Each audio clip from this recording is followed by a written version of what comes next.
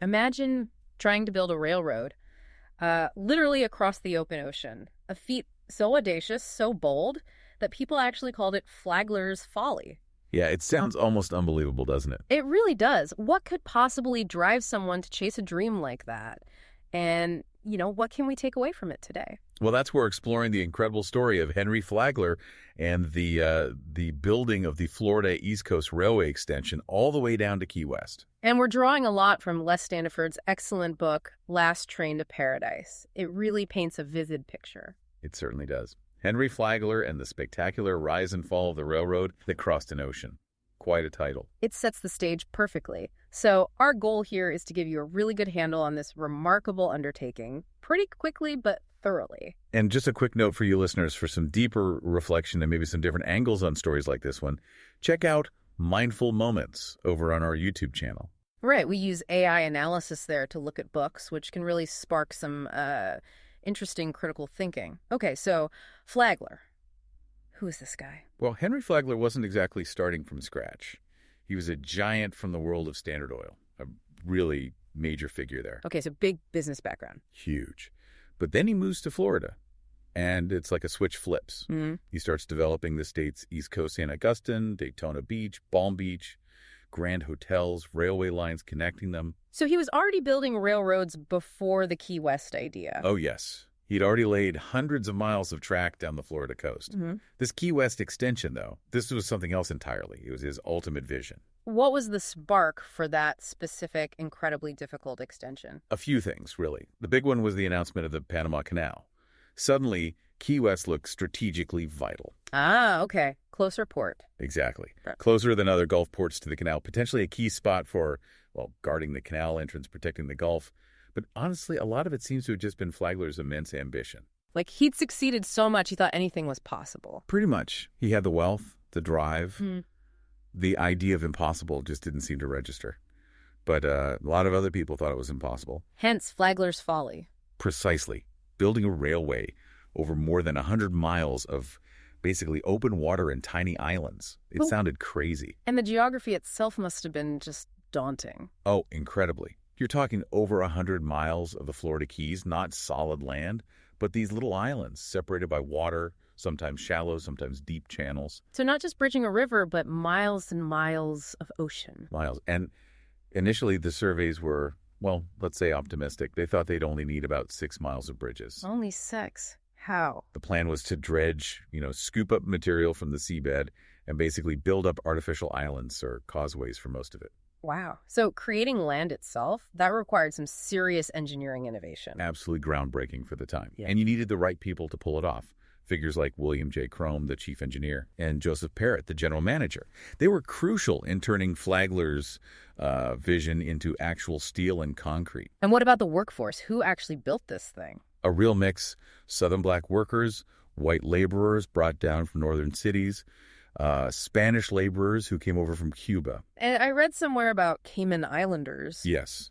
They were apparently expert helmsmen, really skilled boat handlers, essential for working out on the water. So a truly diverse group facing immense challenges. What kind of challenges are we talking about beyond the obvious engineering ones? Well, just getting and keeping a large workforce in that environment was tough. It was remote, incredibly hot and humid, mosquitoes everywhere. Not exactly a resort destination for the workers. That's far from it.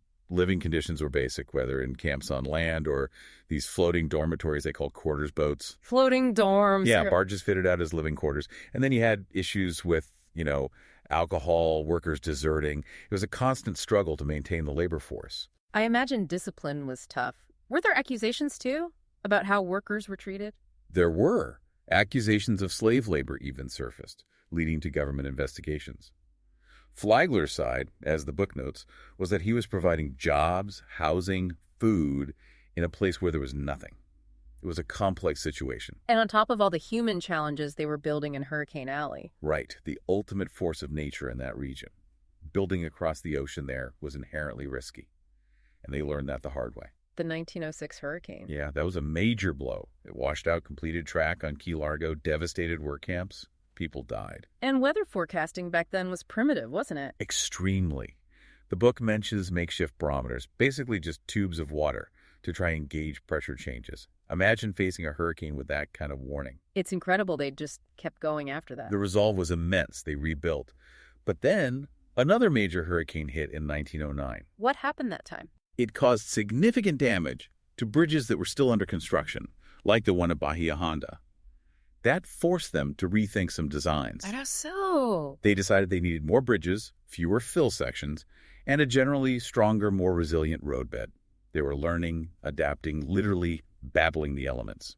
The book mentions a foreman surviving by tying himself to a tree. A poisonous manchineel tree, no less. A truly harrowing story that just underscores the dangers they faced constantly. So out of all this struggle came some incredible engineering, right? The bridges are legendary. Absolutely. The 7 Mile Bridge is probably the most famous. Just think about the sheer amount of materials, cement, sand, the pilings driven deep into the seabed, all that steel. And building it over 7 miles of open water. Using techniques that were really cutting edge for the early 1900s.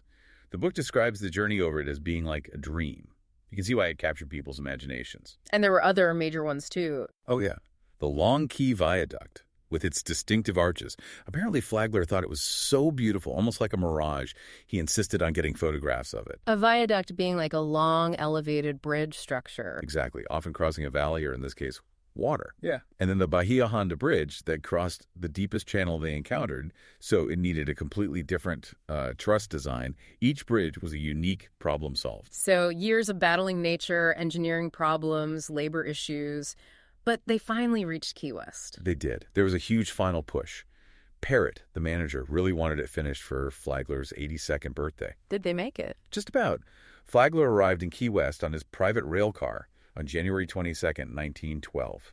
Huge celebration, parades, fireworks. Must have been an incredible moment for him. Absolutely. The book quotes him saying, "Now I can die happy, my dream is fulfilled." You get a real sense of the personal investment, the sheer relief and triumph. So the dream was realized. What happened next? Did Key West boom? Well, there were high hopes. Increased trade, passenger traffic, especially with things like the Havana Special train connecting all the way from New York to ferry terminals for Cuba. What? But, things didn't quite pan out as hoped. The Great Depression hit hard, impacting traffic and revenue.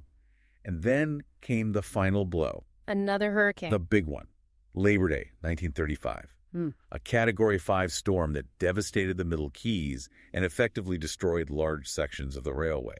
It was just too much damage to repair, especially given the economic climate. So the last train to paradise was quite literal in the end. Tragically, yes. The overseas railway ceased to exist after that storm. But the route didn't completely disappear, did it? No, and that's part of the legacy. The state eventually bought the right-of-way and used the foundations, the remaining bridge structures, as the basis for the overseas highway. The road that exists today. That's the one. So when you drive down the Keys now, you're literally following in the path of Flagler's Folly, using the bones of his incredible creation. It really is an astonishing story when you step back and look at it. The vision, the sheer effort, the perseverance against, well, everything. It's hard to imagine something like that being undertaken today, isn't it? The cost, the environmental hurdles, the risk. As the book suggests, probably unthinkable. Yeah. It really stands as a testament to a certain kind of ambition and maybe a certain kind of era.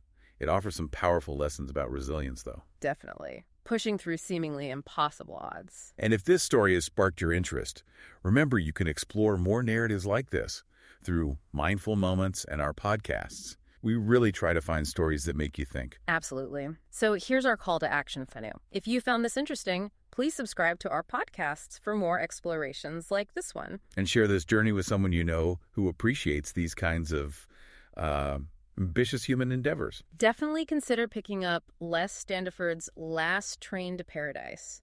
There's a link in the show notes if you want to buy it. It goes into so much more detail. It really does. It's a fantastic read. And finally, just keep thinking critically. Think about these incredible feats, what drives them, and what they tell us about what humans are capable of, for better or worse.